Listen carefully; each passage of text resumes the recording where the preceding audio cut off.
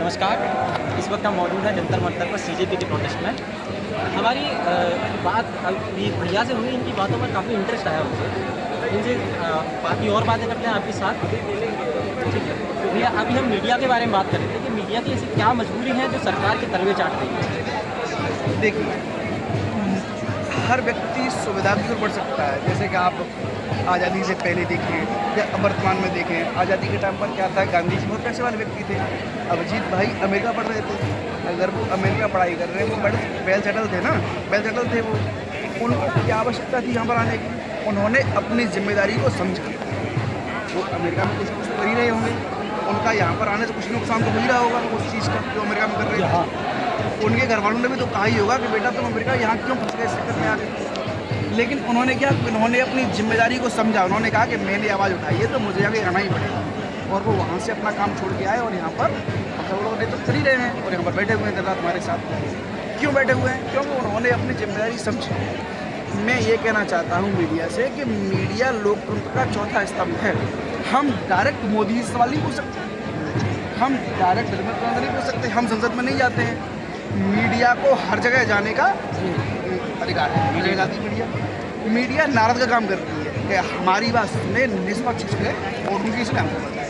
सरकार जो कर रही है जनता की बात सरकार तक पहुँचाए और सरकार की बात जनता तक पहुँचाए, बिल्कुल पारदर्शिता के साथ। लेकिन आप पिछले सालों में क्या देख रहे हैं, पिछले कई सालों में क्या देख रहे हैं कि मीडिया पूछता है कि आप आम काट के खाते हैं, चूस के खाते हैं, मेलोडी इतना चॉकलेटी क्यों होता है? अब भाई मेलोडी इतना चॉकलेटी होता है, मैं एआई में पूछ लूँगा चॉकलेटी क्यों होता है। उसके लिए मैंने मीडिया को नहीं बनाया है भाई। मीडिया हमारे देश में लोकतंत्र का एक बहुत मजबूत स्तंभ है।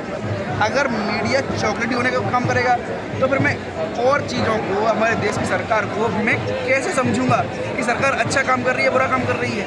अगर मैं सरकार के काम बताने का काम सरकार को ही दे दूंगा तो वो तो सारे अपने अच्छे काम बताएगी, वो खराब अपना काम क्यों बताएगी?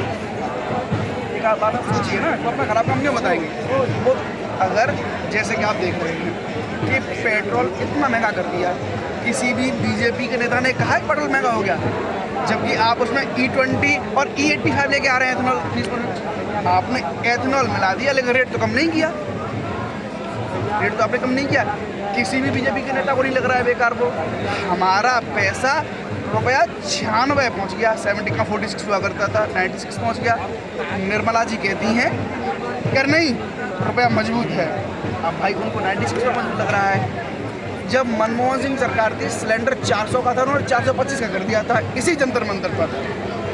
अरुण जेटली और स्मृति ईरानी ने मनमोहन सिंह जी को चूड़ियाँ भेज दी। आज सिलेंडर 1300 का है। मोदी जी को तो लहंगा भेजना चाहिए था, हमको गोटेदार लहंगा भेजते पायलों के साथ। मोदी जी लहंगा कब पहन के कब घूमेंगे? सिलेंडर 900 का है और वो 900 का सिलेंडर मिल नहीं रहा है। आप देख रहे हैं गैस की कितनी किल्लत है। ये आंदोलन सिर्फ और सिर्फ पेपर लीक के लिए नहीं है, जनता की समस्याओं का घड़ा भर चुका है।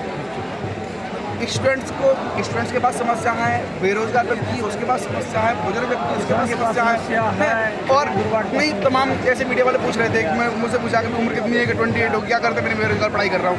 क्या आप 28 तक पढ़ाई कर रहे हैं? मैंने अब क्या करूँ, पढ़ाई तो मुझे करना ही पड़ेगा। तुम्हारे महामानव ने 35 साल पर MA किया है, मुझे तो करना ही पड़ेगा। और महामानव ने पता नहीं कहाँ से किया है, ना उसे कोई पढ़ाने वाला दिख रहा है ना कोई पढ़ने वाला उसके साथ का दिख रहा है। मुझे तो मजबूरी में करना ही पड़ेगा, मैं क्या करूँ?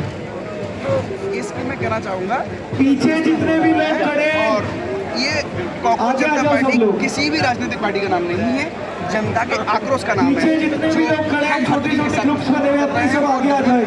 जो उनके माध्यम से तकलीफ हुआ है और उनको जिम्मेदारी लेनी चाहिए। अभी सरकार ने कहा कि हम एयरफोर्स के माध्यम से पेपरों को भिजवाएंगे। तो मेरा पूछना है कि पेपर का रास्ते में लीक होता है? रास्ते में लीक नहीं होता है, पेपर जहाँ पर प्रिंट होता है वहाँ से लीक होता है। मुखर्जी नगर से जो ग्रुप आया था अभी अपन बात कर रहे थे, वहाँ से लीक होता है।